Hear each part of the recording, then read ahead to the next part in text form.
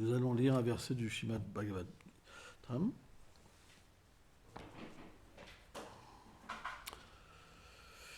Chapitre 2,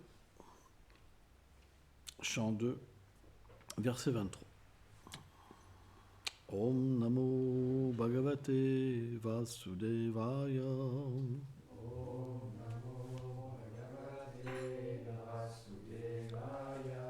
Om Namo Bhagavate Vasudevaya. Om Namo Bhagavate Vasudevaya. Om Namo Bhagavate Vasudevaya. Om Namo Bhagavate Vasudevaya. Yogeshvaram Gatim Mahumanta. Veshvaram Gativahu Anta. Maestro Lokyam Pavanantar Atmanam. Aistilokya Pavananta Atmanam. Dakarma Vistam Gatim Apnuvanti. Karmadishtam Gatim Apnuvanti. Vidyata Poyogam Samadhi Bhajam. Vidyata Yoga Samadhi Vajam.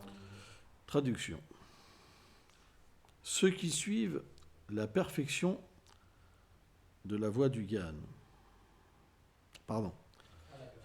Ceux qui suivent à la perfection la voie du Gyan, de l'austérité, du yoga et de la méditation, peuvent bouger librement selon leur volonté, avec leur corps subtil, partout à l'intérieur de la sphère cosmique. Mais ceux qui suivent les rituels védiques, la voie de l'action intéressée, ne peuvent avoir un tel mouvement sans entrave. Commentaire. Selon Srila Vishwanath Chakravarti Thakur, les grands yogis peuvent se déplacer à l'intérieur comme à l'extérieur de l'univers à l'aide de leur corps subtil. De cette manière, ils peuvent goûter un plaisir qui diffère du plaisir expérimenté par ceux qui suivent la voie de l'action intéressée.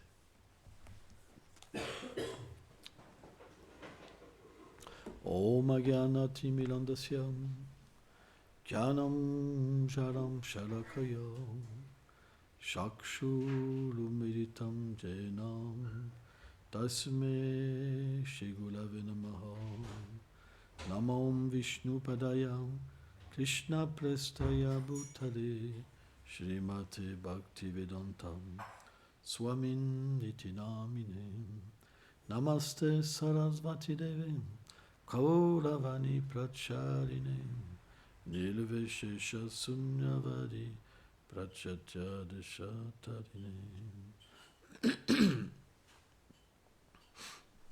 Le Srimad Bhagavatam explique clairement que le Seigneur a des incarnations comme plus grandes encore en nombre que les vagues de l'océan. C'est sans limite. Bien que le Seigneur ait une forme originelle, chacun le voit différemment selon son sentiment. On a expliqué ça l'autre jour. C'est un point très important que Srila Vishwanath Chakravarti Thakur fait. Brahma donne un autre exemple. Il donne l'exemple d'une bougie dans la Brahma Samhita. Une bougie allume une autre, mais c'est toujours la même flamme qui allume une autre bougie. Mais Vishwanath, il dit une chose qui est très intéressante. Il dit, en fait, le Krishna a une forme qui est perçue différemment selon le sentiment. C'est intéressant. Et on prenait l'exemple, en fait, de Gopkumar qui était avec Kuta et que le Seigneur Lakshmi Narayan prenait les formes de Krishna, prenait les formes de Ram et Sita, etc. Et leurs associés changeaient de forme aussi. Incroyable, hein? Et Gopkumar pouvait assister à tout ça. Alors bien sûr, c'est un certain Krishna, c'est une certaine Radharani. On sait que dans différents Dwapara Yuga, c'est le Krishna Narayan qui vient, comme le Gora Narayan qui vient. Ce n'est pas le Krishna originel dans sa douceur. Bon, on ne va pas rentrer dans tous ces détails. Mais le point qui est intéressant, c'est que c'est le même Seigneur que tout le monde perçoit. Or, dans le monde matériel, c'est très difficile à réconcilier toutes les conceptions. Pourquoi ? Parce que les prédicateurs Ils sont comme des bergers et ils créent des enclos pour que les gens qui ont des mentalités de Kanishta, qui ont de l'envie envers les êtres, puissent être canalisés et rester dans une forme de foi. Et c'est pourquoi même des grands Vaishnavas vont prêcher à un certain niveau, pour permettre à des personnes qui n'ont pas de fixation de ne pas s'égarer dans différentes philosophies. Alors, on va expliquer pourquoi. En fait, c'est intéressant, c'est que la voie du Gyan, la voie de l'action, non, la voie de la connaissance empirique, elle vise à l'être, à s'identifier souvent comme une parcelle du Seigneur suprême, et à se prendre pour le Seigneur suprême. Or, quand cette mentalité vient à l'esprit, la dévotion, c'est fini. C'est pourquoi on voit, par exemple, dans le pranam de Srila Prabhupada, Namaste Sarasvati Devi, donc il est le serviteur de Bhaktisiddhanta Sarasvati Prabhupada. Gauravani, il propage ce sentiment, en fait, de Chaitanya Mahaprabhu, Nivel Shesha Sunyavadi. Mais en fait, il est là aussi, il vient pour enlever les conceptions de l'impersonnalisme et du nihilisme. Et en fait, on voit, à travers donc cette prédication, on rentre dans une conception où on va rejeter. On ne va pas pouvoir véritablement harmoniser. Il y a un rejet. C'est pourquoi beaucoup de dévots, dans ce stade du développement, en fait, Kanishta, il y a de l'envie envers d'autres spiritualistes. On va parler mal. On va avoir du fanatisme. Par exemple, je ne sais pas, Jai Prabhupada, les autres, on n'en veut pas, on est les seuls, on est uniques, etc. etc. Il y a plein de possibilités. C'est sans limite, les Kanishta, les possibilités fanatiques. Pourquoi ? Parce qu'en fait, dans ce plan de l'envie, on est envieux des autres, mais on a aussi envie pour soi-même d'une position. Donc on va créer une sorte de mouvement où on va glorifier pour s'élever. C'est ça le Kanishta Bhakta. Malheureusement, c'est comme ça ne peut pas être autrement. C'est pourquoi il peut apprécier certains livres et pas d'autres, parce qu'il place tout sur un... Parce qu'il voit les choses par rapport à lui-même, à son ego. Ce n'est pas Krishna qui lui infuse la bhakti directement. C'est son ego. Donc à partir de là, il ne veut pas changer, il ne veut pas ceci. C'est difficile le Kanishta. Il faut un puissant gourou pour changer un Kanishta. C'est pour ça que le gourou, on dit, c'est tranchant. Il faut qu'il soit puissant, le gourou. Et l'autre, il fait obligé de baisser la tête comme ça, parce que sans ça, ça ne marche pas. Si le gourou n'est pas puissant, il n'y a pas de pureté, ça ne marche pas. Le Kanishta, il prend même la place du gourou. Mais, avec les instructions du maître spirituel, l'association du maître spirituel, le Kanishta peut graduellement se purifier. Et il arrive sur cette plateforme, Trinadapi Sunishila, Tolapisa, Pamela Merkitana Sadari, où véritablement il obtient une connexion réelle qui est supérieure à lui. Et à ce moment-là, il commence par cette connexion supérieure, ce regard du Seigneur suprême, qui s'unit en fait à la miséricorde du gourou. Ça veut dire que le gourou se manifeste sur deux formes à ce niveau-là, la forme externe et la forme interne. Avant, c'est pas bien compris. Parfois, on pense, moi, il n'y a pas de problème, je suis libéré, moi, Krishna, je connais, il me parle et tout, mais ça, c'est pas la réalité. Quand le plan, en fait, le premier plan Madhyam se manifeste, il y a l'unité vraiment entre le gourou et l'âme suprême, Chaitaguru. Et on voit que c'est la même personne qui agit extérieurement et intérieurement. Krishna lui donne la réalisation qu'il est dans son dévot et qu'il agit à travers son dévot. Et à ce moment-là, le dévot, il commence à avoir une foi réelle dans le gourou. Pas avant. Avant, il peut rejeter le gourou. Pas suivre le gourou. Mais là, il obtient une foi ferme, vraiment ferme. Que le gourou, c'est une manifestation de Krishna. Et à partir de là, qu'est-ce qu'il obtient? Il obtient le gourou dans le cœur. Et le gourou, qu'est-ce qu'il infuse? L'humilité, sa propre humilité, sa propre tolérance et le propre respect qu'il a envers tous les êtres. Et à ce moment-là, en fait, il commence à voir Sri Guru dans toutes les choses. Il obtient la vision de Sri Guru. Et Sri Guru, c'est quoi? C'est qu'il comprend que Krishna se manifeste sous différentes formes. Avant, par exemple, quand il entendait un shivaïste parler, par exemple, il était là, le pauvre, il s'est égaré, oh là là là, mais je peux même pas le sauver, tu vois. Il est trop déchu, tu vois. Voilà. Et Krishna dit dans la Bhagavad Gita, celui qui n'est pas qualifié, il ne faut pas le prêcher, sans ça, après, il est sans refuge. Là, si je le prêche, après, il va être perdu. On a cette mentalité-là. Et puis, la personne commence à nous parler. Elle dit, tu sais, quand j'ai vu ce gourou, alors c'est le genre de gourou que nous, on n'accepte pas du tout, tu vois.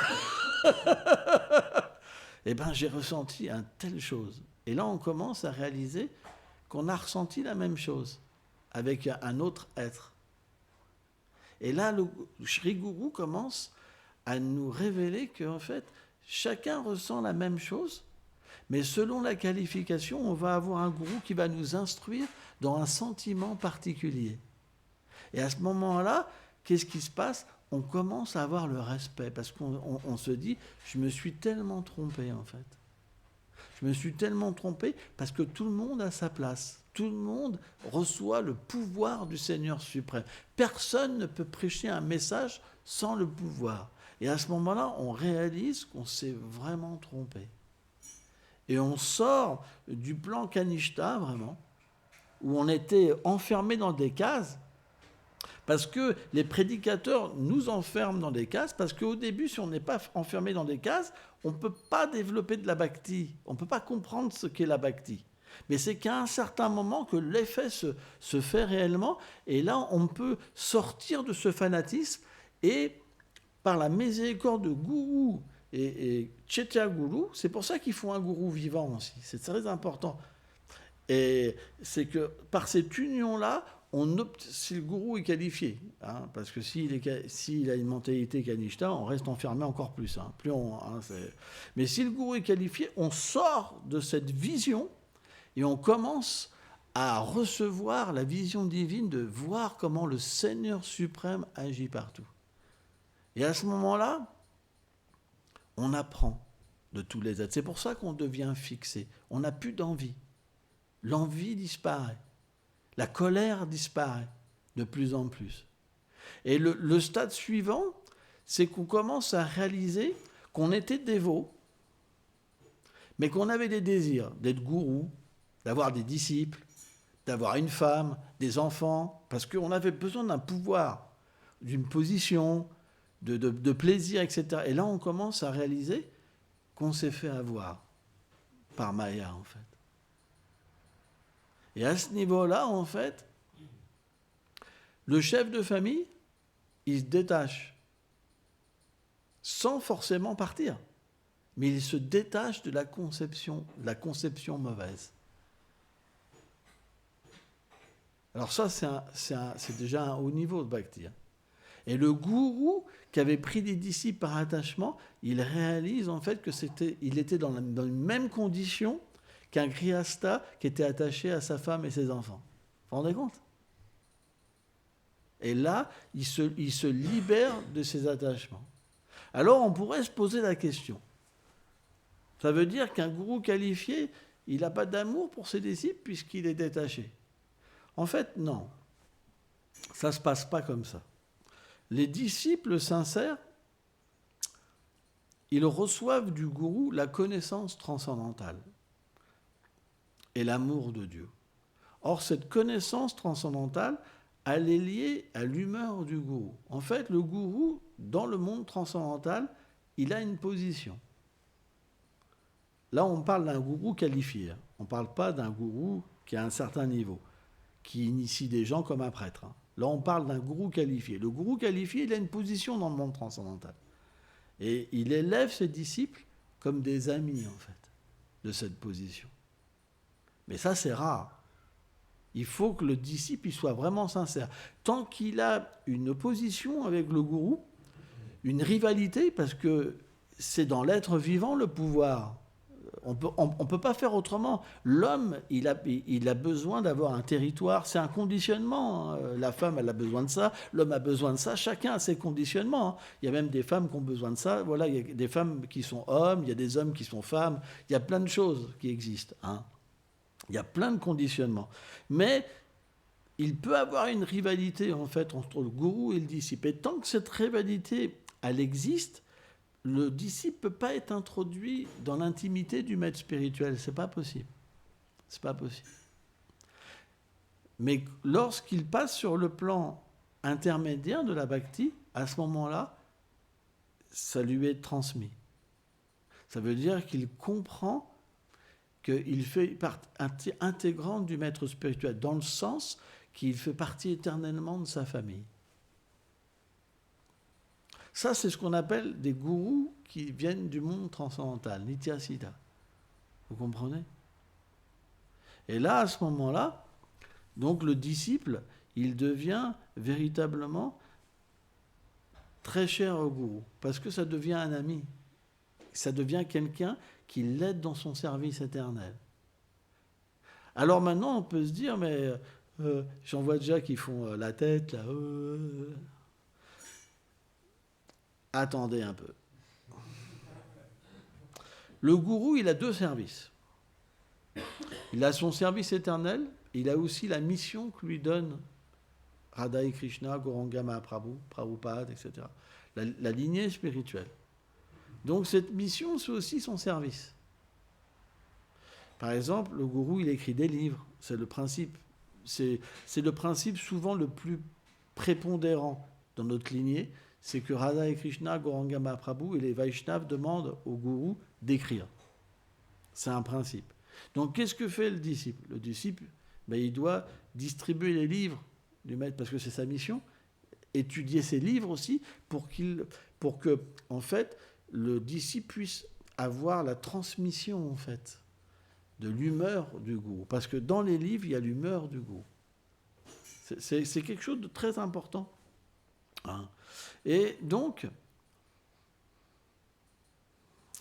au fur et à mesure qu'il accepte la mission du gourou, au fur et à mesure, l'introduction dans le monde transcendantal, au fur et à mesure que c'est pris au sérieux et qu'il y a la foi dans la mission du gourou, au fur et à mesure, il y a des aspects plus intimes qui vont être révélés jusqu'au point où il est élevé, en fait, dans son groupe. C'est comme ça que ça marche. C'est pourquoi quitter la plateforme Kanishta, c'est pas si simple. Et à la fois, c'est simple. C'est qu'on doit vraiment participer dans une mission du maître spirituel. Parce que il faut toucher le cœur du maître spirituel. Alors bien sûr, le maître spirituel, il donne le Saint-Nom. La mission aussi, c'est de chanter le Saint-Nom. Il y a plein de façons, en fait, de participer. Ça ne veut pas dire que si quelqu'un ne vit pas dans un temple, il n'y a plus rien. Vous comprenez ? Par exemple, ce qui compte le plus, c'est l'instruction du gourou. L'instruction du gourou, elle est personnelle. Elle est pour nous. Et c'est cette instruction, si on médite dessus, Prabhupada dit, on la porte sur notre tête comme notre fierté, c'est ça qui crée le lien, en fait. Et qui permet à un disciple d'atteindre et de comprendre l'humeur du gourou. Quand il comprend l'humeur du gourou, il reçoit toute la connaissance transcendantale et il peut comprendre sa propre humeur dans le monde transcendantal. C'est pour ça qu'on dit suivre l'humeur du gourou, c'est pas une humeur que le Kanishta dit ouais, il faut suivre l'humeur du gourou. Regarde, là le gourou, il est tranchant, tu dois trancher tout le monde. C'est pas ça l'humeur du gourou. L'humeur du gourou, elle est transmise à un certain niveau. Ça veut dire qu'on devient introduit dans son cercle intime. C'est ça la mission du gourou. Qu'est-ce que fait le gourou quand il vient du monde transcendantal ?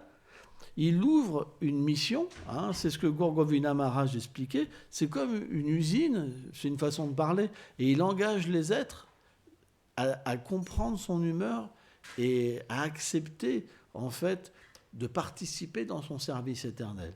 Alors, bien sûr, par exemple, Srila Prabhupada, son humeur, c'est le Gauravani, par exemple. C'est ce qui est marqué dans son mantra. Donc, on transporte l'humeur de Gauranga Mahaprabhu. Mais ça ne veut pas dire que le Vaishnava, il n'a pas une humeur personnelle aussi. Vous comprenez ça? Et donc, automatiquement, le disciple, qui est fait pour être éternellement avec son maître spirituel, l'humeur du gourou vient le chercher. Et à ce moment-là, il devient éternellement avec le gourou. C'est pour ça qu'on dit, à ce niveau-là, la relation est éternelle. Alors bien sûr, la relation elle est éternelle avec Shri Guru. Ça veut dire que dans le monde transcendantal, si votre gourou, c'est pas le gourou qui vous a initié, mais que ça va être, parce qu'il est dans un autre rasa, par exemple, vous allez obtenir un autre gourou. Mais le gourou est un, en fin de compte. Ça veut dire que du gourou qui vous a initié, du gourou, on obtient en fait la compréhension et le service qui nous vient en fait du monde transcendantal. Donc, ce sujet, il est assez large. Mais pour revenir, le point, c'est que souvent les acharyas vont prêcher pour des kanishtas, pour des dévots néophytes. Or, quand on prêche les dévots néophytes, qu'est-ce qu'on fait? On est un berger, on fait un enclos pour pas qu'on ne puisse aller ailleurs et se perdre. C'est normal. C'est très important de comprendre ça. Et c'est pourquoi, même dans ce mouvement de Mahaprabhu, qui a une conscience complètement développée, on trouve ce qu'appelle Bhaktivinoda Thakur, cette mentalité d'âne. Les kanishtas, c'est comme l'âne. Tu vois, il avance parce qu'on lui met une carotte sans comprendre pourquoi, alors qu'il y a de l'herbe partout. L'herbe sèche, pardon. Il avance pour avoir l'herbe sèche alors qu'il y a de l'herbe partout. C'est pas facile. Parce que cette mentalité de kanishta, elle est dure, quoi. Et elle doit être engagée. Cette dureté doit être engagée. Et elle doit être purifiée. Et ça, c'est un travail qui ne peut pas être fait par n'importe qui. C'est des grands Vaishnavas, en fait, qui descendent. Par exemple, Jésus a dit « Nul ne va au Père que par moi ». C'est complètement faux. Il y a plein de personnes qui sont libérées sans Jésus. Donc, tous ceux qui acceptent Jésus, qu'est-ce qu'ils disent? Ils sont tous dans l'erreur, sauf nous. Vous comprenez? Mais on retrouve cette mentalité dans notre propre mouvement aussi.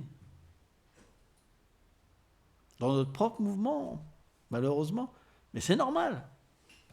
C'est normal. Parce que s'il n'y a pas cette mentalité-là, un kanishta, il s'égare, il tombe. Il a besoin de fanatisme. Donc le fanatisme, au début, il est normal, Bhaktivinoda Thakur explique. C'est qu'à un certain moment, qu'il disparaît. Si vous n'avez pas de fanatisme au début, vous partez. Vous n'avez pas de fixité. Vous ne pouvez pas. Ce n'est pas possible. Sauf si dans votre vie passée, vous avez déjà pratiqué à un certain niveau. À ce moment-là, vous n'en avez pas besoin. Et sans ça, vous vous égarez. Si vous n'êtes pas rigide, à un moment, vous dire petite cigarette, machin, petit cognac. Vous comprenez? C'est pas méchant. Même les moines, ils font de la bière, ils en boivent, ils boivent du pinard, ils mangent un petit machin, un truc. Pourquoi pas nous? Vous comprenez? Donc, cette rigidité de voir parfois des fautes chez les autres, ça nous permet de nous maintenir. Et à un moment, alors on va comprendre pourquoi il y a différentes voies, pourquoi il y a différentes règles, etc. Ça s'harmonise. Et ça ne veut pas dire qu'une fois que ça s'harmonise, qu'on se dilue. Non. Ça veut dire qu'on comprend pourquoi on les suit, véritablement. Et on comprend à quel point elles sont bonnes. Parce qu'elles permettent de nous éveiller à cette relation avec Krishna. Donc automatiquement, par notre propre expérience, on réalise à quel point c'est bon pour les autres aussi, mais à quel point pour d'autres personnes, c'est autre chose. Parce que tout le monde n'a pas la même qualification. Donc à ce moment-là, il y a le bon respect. Et en fait, le leader, il devrait quand même enseigner ça. Parce que le problème du fanatisme, de voir les fautes chez les autres, c'est que vous n'avez pas le bon respect. Et vous critiquez le Seigneur lui-même qui donne la foi à d'autres personnes dans d'autres voies. Donc c'est un problème.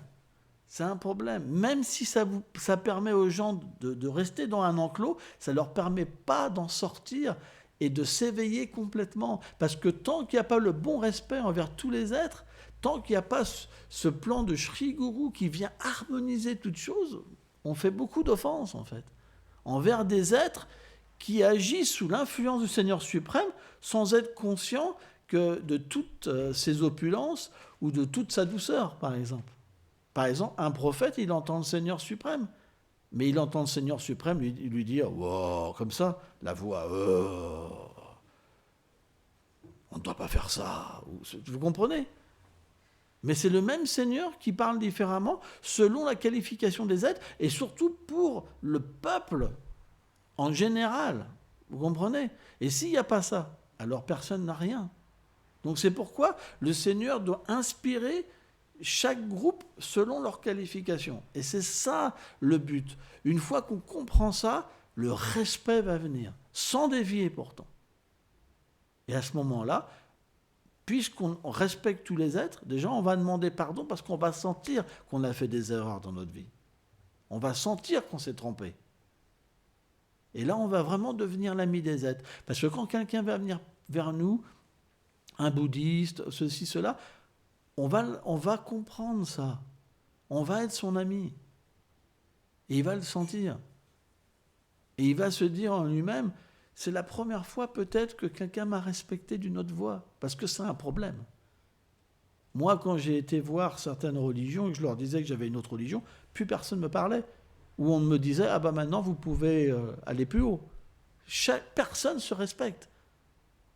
C'est très rare. C'est très très rare.